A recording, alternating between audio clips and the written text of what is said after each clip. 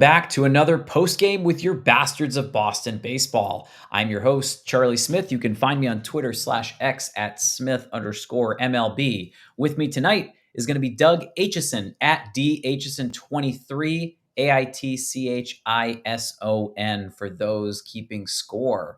If you want more Bastards of Boston baseball content, you're going to need to go to bastardsofbostonbaseball.com. The Red Sox take 2 out of 3 against the Tampa Bay Rays, blowing the third one in fine fashion, 7-3 after winning the first two games, 11-7 and 6-3. Doug, what was your first thought about this game? It was that we could have had a sweep, and we just blew every chance that they gave us. They weren't even trying to win that game until the very end when they blew it open there at the end, but they were trying to give us that game over and over again, and we just weren't taking it. We were just blowing every chance we had. Base running mistake after base running mistake. There was like 3 big ones. It's just a squandered opportunity when the teams you're ahead of lose and they finally lose. I mean, the Guardians were 10 in a row and they finally lose, and we choose to lose the same day. It's very disappointing. It's very hard to look at the upsides right now, even though there are some, but it's hard to feel that way right now with, it. You look at the scores, 3 runs, and you say, "Oh man, we're not hitting right now," but we are hitting. We had 10 hits tonight, and we just leave them on base game after game after game, and we're just not driving runs in. For me, I mean, this is something that we just talked about like right before we went live on the air. The key base running blunder is sending Romy. I've said it before. You can't take chances. If there's a 50% chance or higher of failure, you can't do that. That's a major no-no.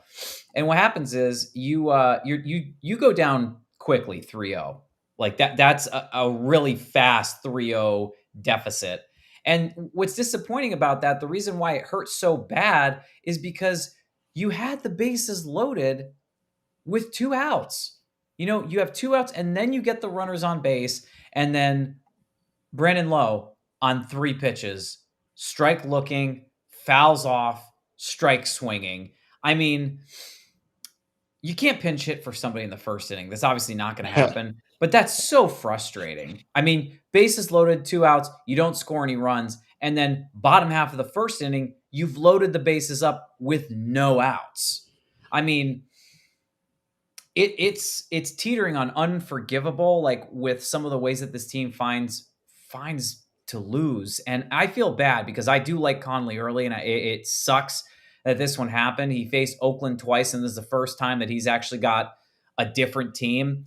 And their starter only allowed 1 earned run over 4+. He struck out 9. Overall, the Red Sox struck out 14 times. Wilyer Abreu, first game back. Great to see him back. DH spot, 4 strikeout performance. Golden sombrero, right? Yep. Or platinum sombrero here. 4 of them. Like this is bad, like just too many mistakes. It wasn't working. You have a little bit of luck with Trevor Story with that kind of weird bounce play defensively, but the game looks a little bit different. You're down 3-0. That would have been 2 runs coming around instead of sending Romy around and him getting thrown out. It's 3-2. You go down 4-2 in the 6th. You score 2 in the 7th. Gentlemen, you don't see Zach Kelly and Tolley out in the 8th and 9th. You see Whitlock, you see Chapman 8th, 9th. We might actually have a sweep here. And instead, we lose the game. We drop to 85 and 71. We got 6 games left. I mean, we're going to have to be checking in on one of our colleagues, Chris, wellness check if we don't take a minimum of 3 here. But with the foreseeable future, you got 3 games at Toronto, if I'm not mistaken, and then 3 games home against Detroit. Yeah. We've been saying, we got to get 2 of those, 2 of those last 6 games.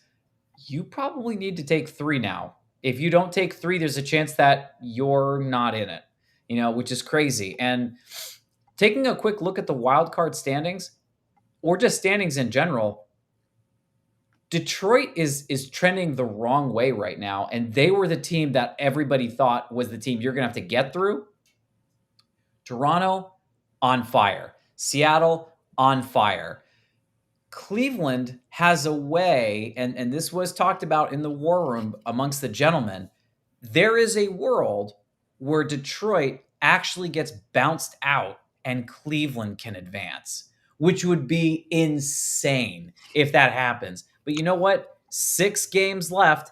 Anything can happen. Right now, Cleveland is the third wild card spot. They've bounced Houston out, which is nuts. There's only a couple teams that have a chance to make some magic happen. The Texas Rangers, their magic number is one, or one or two. Houston is right there with Cleveland, and Detroit's like failing and flailing. So, I mean, there is a path here, and Chris, very eloquently put this out here where there are going to be a couple teams watching playoff games from their couch. And I really hope, like Chris, and I'm going to speak for you too, like you and everybody else, we don't want to be watching those games from our couch again. It's been a while. I'm cool. I really like to see some playoff baseball, but man, oh man. I mean, God, every game, every decision counts. We cannot afford to make mistakes. Yeah, no, we're basically in the playoffs now. We have to play like it. These next two series have to be playoff baseball in our minds because you're right. We have to take at least three out of the six, at least.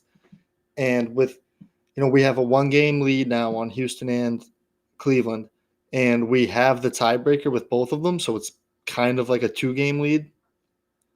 So, you win 3 out of those 6, you should be in a good spot, right? Unless one of those teams just win out. But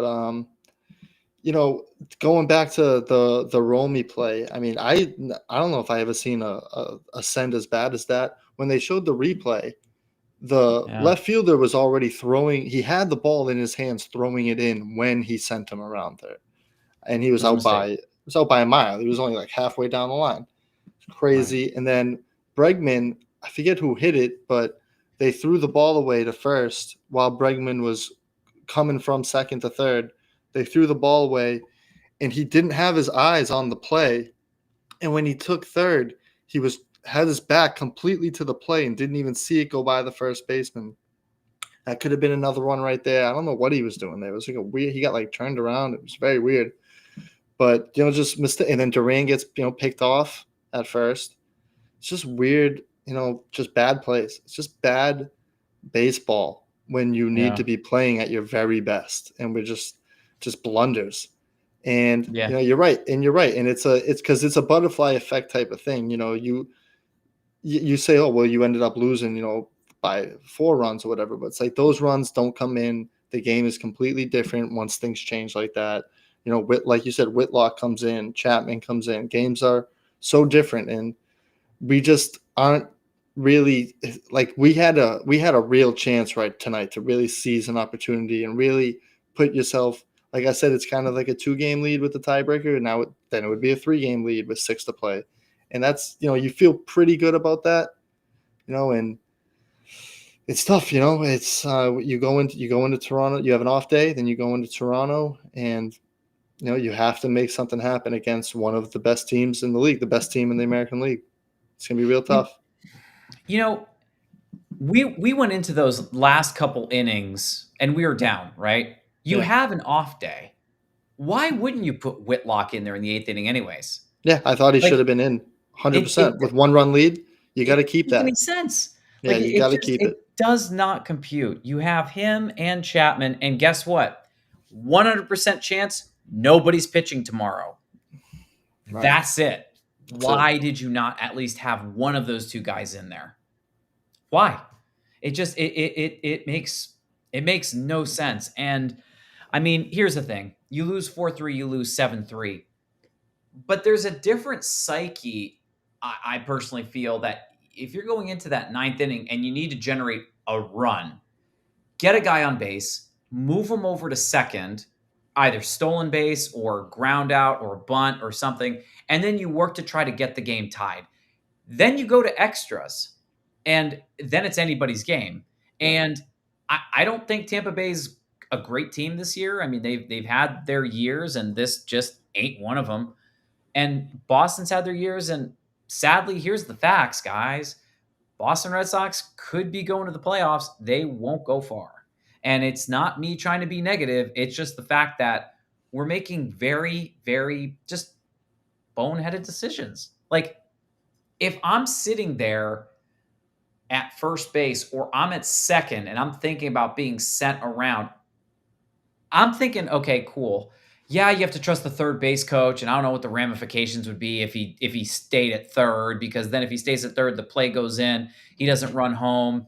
Well, he would have scored. We never would have known. We'd be arguing it both ways. It sucks. Yeah.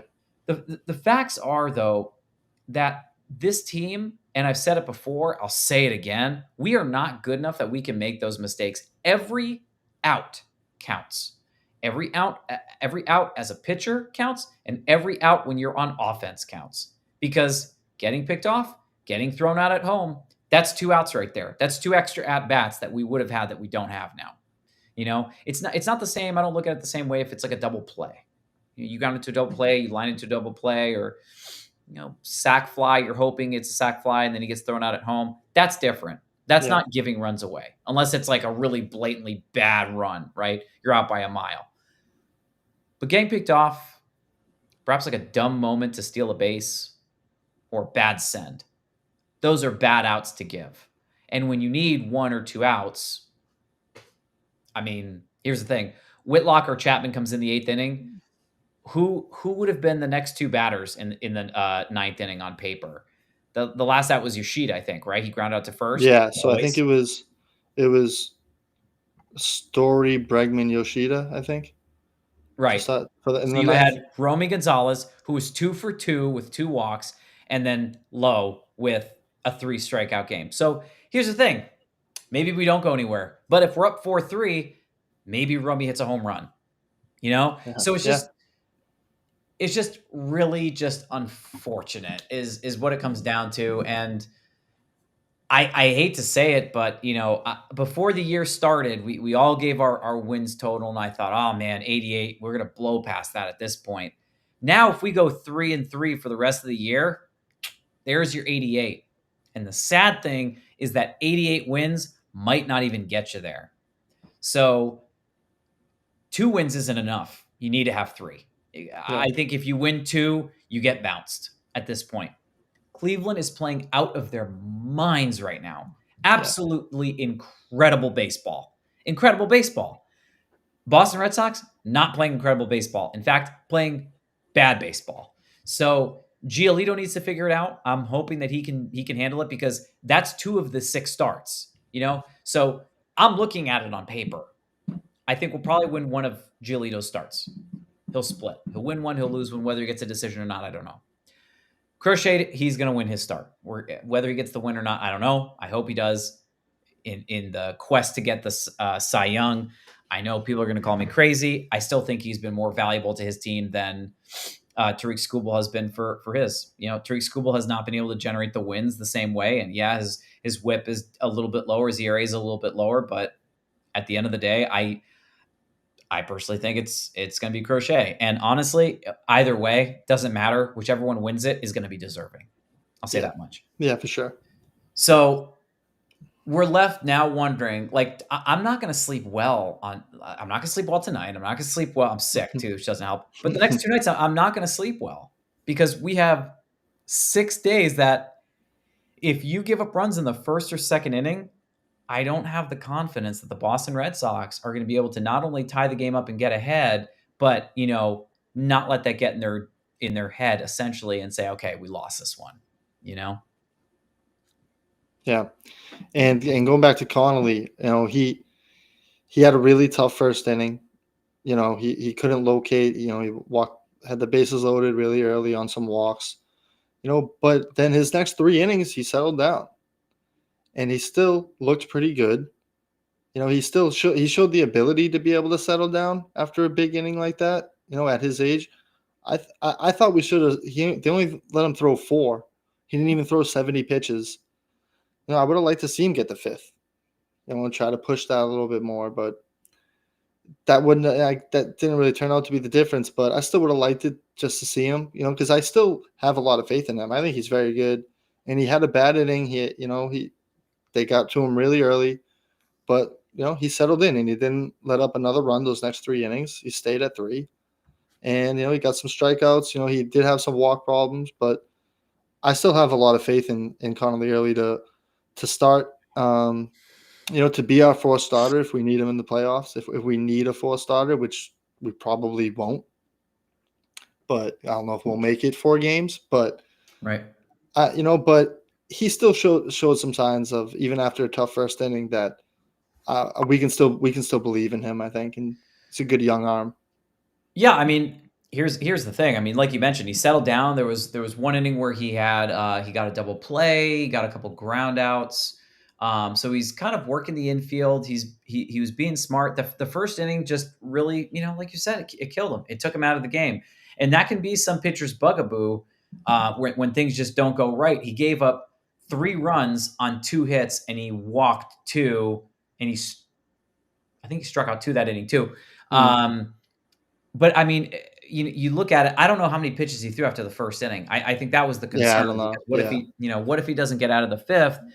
And I get it, but at the same time, I'm like, these games matter. If it's only 4-2 or 4-3, however you want to look at it, why wouldn't you give him another inning? Because honestly, as soon as I see Steven Matz go out there, I'm getting the negative feeling. Like Kelly has done okay. He's not great. Tolle hasn't done that great as of late. Lately he's been pretty bad.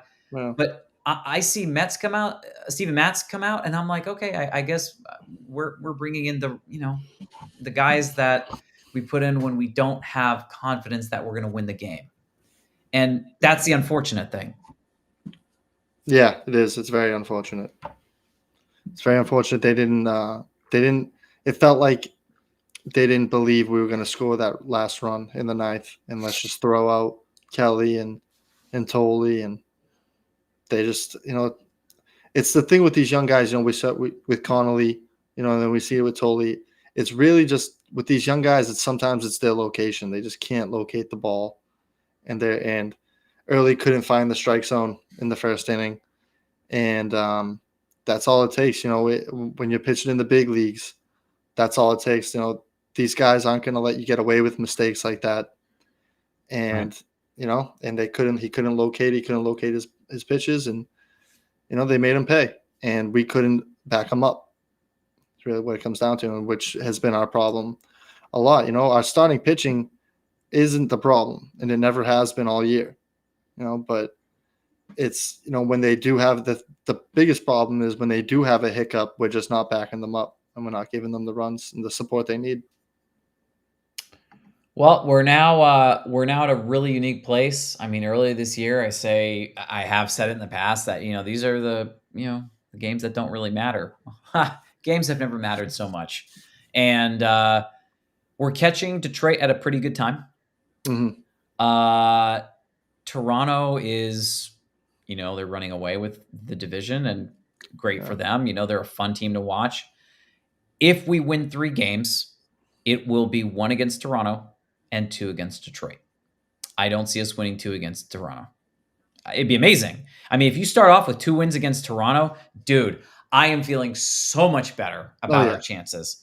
But if you go down 0-2 to Toronto, there's a possibility that before the 3rd game, we're actually not the 3rd wildcard spot. We're like the team looking in. So, I mean, with every win that the Red Sox get, that Cleveland gets, it's great for one sense, because we don't have to worry about Texas anymore. Like, I don't think a lot of people are really too worried about Texas, but Texas and Kansas City are those teams on the outside looking in. Right now, your threat teams are New York, and they're several games above the Red Sox. I don't think they have anything to worry about. Us, You have the Guardians that are knocking on the door, and the Houston Astros also knocking on the door. And again, the crazy thing about it is, if Detroit does have an absolute monumental collapse, there's a chance that Cleveland would get the division. Detroit's on the outside looking in, but I'm not really threatened by them. And that's at that point because I feel like they might already be, in their heads done. But Steven Matz gave up that home run as soon as that tank job to deep right. It was like they said 380 feet, but that looked a lot farther. As soon as he hit that shot, I was like, this is done. Like Yeah.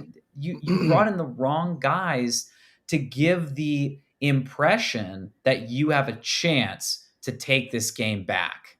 We don't have an elite bullpen. You have an elite eighth inning guy when he pitches, and you have the best Right. closer in baseball. The rest of your bullpen, hit or miss. They could be great or they could blow it. It's not their fault. They're just not Garrett Whitlock or Aroldis Chapman. That's it. Yeah. No, Matt's lit that hanger. I mean, it was just right over the plate. Oh, God. Just an easy curve. I mean, everyone in the league's hitting that out. 100%. I could not. As soon as I No. saw it, I was like, "That's not good." Like No. you see it, and as soon as it hits the bat, it's that Moneyball moment when Scott Hatterberg rips it to deep right center field, where everything just goes quiet and all you hear is the Yeah. bat crack. That's what I heard as soon as I saw that pitch. Soon as it made contact, I knew it was gone. No Yeah. doubter. Shout out Scott Hatterberg, Red Sox legend.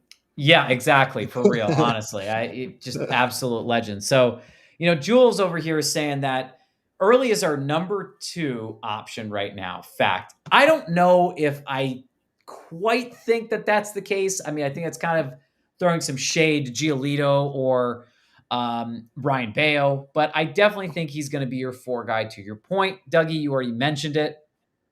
And then right after that, too, this is the other thing. He did get bothered by Simpson there, and he wasn't able to really get back in the zone. Simpson isn't a regular runner. Simpson is one of the fastest people in the league. And they're talking about a quick lefty with a pretty good step off or throw over to first base. It's harder to steal second base than it is to steal third. He wasn't concerned about the runner stealing second because there was somebody on second base. He didn't want Simpson to take third.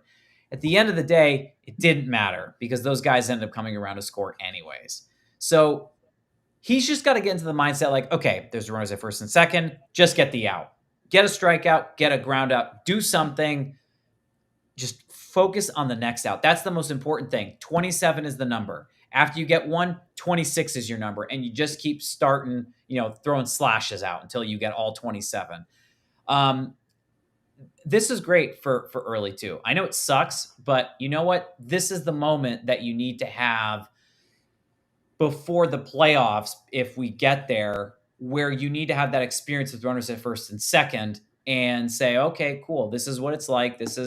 I got to learn to pitch in this manner, because if your first experience with runners at first and second and no outs is in the playoffs, that's kind of scary and kind of crappy because that doesn't really set you up for success. So great that it happened against Tampa Bay. It sucks that a couple runs did end up coming around to score in the first inning, but that's, you can't do anything about that. So yeah, no, I agree. That's a very good point. You don't want to see him like go into the playoffs still untouched and stuff like that. Yeah, imagine if his next game was oh, sorry, I didn't cut you off. Go ahead. No. I was done. His first appearance, he strikes out 11, which tied a Red Sox rookie first game record. And then after that, imagine if this was his very next game and this was the playoffs. That would shatter your confidence a little bit. That would shatter mine. I'm thinking, wow, I'm on cloud 9. Struck out 11 my first game, then I got shell shocked, and that was it. So I don't know. Is there anything else you want to add about this series, even, or do you want to go right into this upcoming set? Yeah, we can go with looking ahead. All right. So 3-game set. Toronto in Toronto. You got Giolito against Kevin Gausman. I'm not sure what you're thinking about that one, but this could be tough. If Giolito is going up against Kevin Gausman, he's done very well against certain teams that are also against, how do I phrase this the right way? He does really well against teams that do very, very well. He shut out the Houston Astros through a 2-hitter, struck out 9. He's been pretty good over his last 4 games. I don't know. I don't know how you see this one going, but I sadly don't have it going our way. Yeah, no, he's tough, and he has he's got a lot of decisions on his record. Which he stays out there. He throws a lot of innings, and it's just Giolito's just gonna have to throw the best game of his season right now. He really needs to just show up and have one of those 7-8 inning games that he had in the middle of the season when he was really feeling it. And because this is the time, this is it. This is basically a playoff series. This is basically playoff baseball. Toronto clinched their playoff series, clinched their berth. I don't think they've clinched the division yet, but they will probably very soon. Right. And you just got to go in there. You got to go in there and you got to expect to not, if you're the lineup, you got to go in there expecting to score, that they're going to score runs. Right. That the Toronto Blue Jays aren't going to get shut out. They're not going to get 1-2 No. runs. They're going to score runs no matter how good our pitching is. So the lineup really has to come really prepared, focused in on giving Giolito some support, because you can't expect him to go out and throw 7 shutout. And the same with our managers. I don't want to see him pulled after 2-3 runs. It's the Toronto Blue Jays score runs. Right. So I'd like to just see him grind through a game, get 6, try to get 7, and our lineup better feel a back against the wall type of pressure on Tuesday. Right. So I don't think we're going to win the first game. Yeah. And I'm a little bit nervous about the series in general. I wish we were facing Detroit 6 times, to be honest. I don't have the Red Sox winning game 1. I think Gausman is just been too hot. Lucas Giolito has had a couple of blunders in 2 of the last 3. And, his last win came in August. He didn't lose in August, but he's 0-2 so far in September. And he's allowed the same number of runs in 6 starts as he has in 3 so far this month. So I think we're starting to get the candles burning very dimly here for game 1. Game 2, Garrett Crochet, Max Scherzer. You have to win this. Excuse me. You have to win this game. You have to win. There's really nothing else you can say outside of that. I mean, Scherzer is 41 years old. Garrett Crochet is 26. That's right. Max Scherzer was in high school before Garrett Crochet was born, and he was striking kids out. If you don't win this game, I'm going to say it right now. If you do not win Crochet's game, I think that's a nail in the coffin. I think that is the Red Sox waving the flag saying, we are spent. We are done. It's not happening. That said, I want the Boston Red Sox to win game 2 because they have to win game 2. This is also going to cement his Cy Young candidacy. I just hope that if he allows 1 or 2 runs, we're able to generate 3 for him. How do you have game 2 going? I got us winning game 2 because I have, I got Crochet. Scherzer is, he hasn't had a great year. He's, he's not awful still. He's not, but Crochet is, the best pitcher. He needs to show it. He needs to, get his 18th win, and that'll be huge for his Cy Young candidacy. And he needs to shove. He just really, really needs to go out there. He had a pretty good game last game. He let up a couple home runs, but I think other than that, I don't think he let up any runs outside his home runs. And we did give him some support, so that's it. The pitching, I'm really not thinking about the pitching much. I'm really just thinking about the lineup. I do trust our pitching, even though I'm not, I don't trust Gio and Bayo like as much as I did at one point. But I don't just have no faith in them. It's the lineup that is really hard to trust and is really hard to have faith in right now. So if the lineup shows up, if we're hitting, if we're scoring runs, then I feel like whatever starter we have on the mound, we have, we're gonna win the game when our lineup is really showing up, scoring, 6, 7, 8 plus. That's when, that's when I feel good about this team, and that's because our pitching can show up all they want and pitch great, let up 2 runs, 3 runs. If we're not giving them the support, if we're not driving the runs in, It doesn't matter how good our pitching is. So I'm going to say this much: I got Crochet winning game 2. I think this is the only game that the Red Sox really have a realistic chance of winning. Game 3, you have Brian Bayo going up against Shane Bieber, and I think that Bieber is going to get it, and that's the thing, and that's why you have to win game 2. If you don't win game 2, there's a chance Have to. that the Toronto Blue Jays sweep the Red Sox, and I mean, not on paper, knock us out of the playoffs, but I mean, what would you put to a percentage of the Red Sox shutting out Toronto? I would say 0. 0. Yeah. Now, what about the Boston Red Sox getting swept by Toronto? Not 0. Right. That's the problem. That's the problem right there, right? Your starters are taxed. Giolito's got a lot of mileage. Crochet has pitched the most he's ever gone in a year. And then Bayo also doing everything he can, and they're trying to dig deep and press. It's just not working.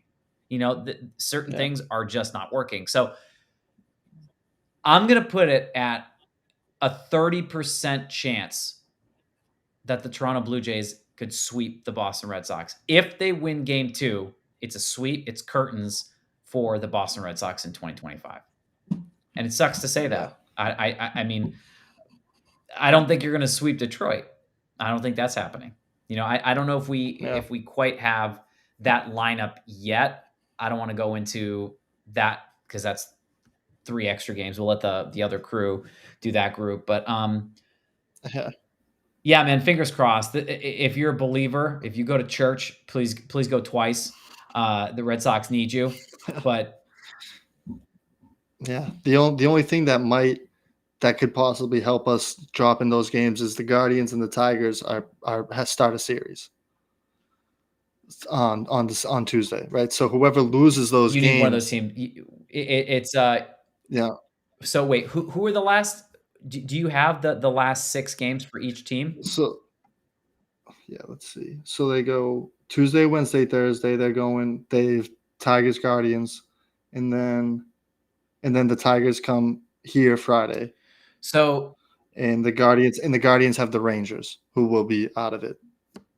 All right. So if the Guardians and the Tigers are facing off against each other, that's literally a team that we have to be worried about. We would need, since Detroit is winning, we would need Cleveland to get swept, and that's not going to happen. Yeah. Whoever wins 2 out of 3, because Cleveland's only a game behind Detroit. And Houston, I now have to look at this because I'm very curious to see how this could possibly play out, and it could get really spicy. Houston's last 6, they face Oakland for 3 and then the Angels for 3. So they have a big cupcake setup for the last 6. Yeah. That's a reason enough that you need to say you need to win 3 of the next 6 games. You probably really need to win 4, honestly. Yeah. 2. That should be that should be the goal. You need to take 2 out of 3 from both series, and I think you're going to get that from Detroit. I just don't know if you're going to get that from Toronto. Anything else you want to add, my friend? No. Well, that is going to do it for the Bastards and your post-game show. This has been the Bastards of Boston Baseball with Doug and Charlie. Go Red Sox. Big upcoming series with Toronto. Everyone, take care.